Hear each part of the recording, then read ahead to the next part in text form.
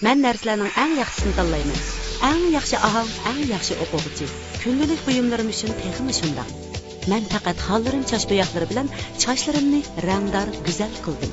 Xollarim mening sirim bo'lib keldi. Xollarim yuz yuvish malhami. Sog'lom, parqaroq ay yuzimiz xollarim bilan texmi jalolansin. Xollarim.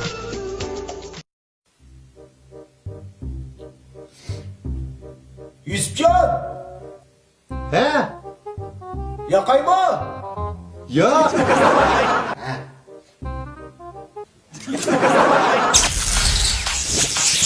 Şungen çongurlar sen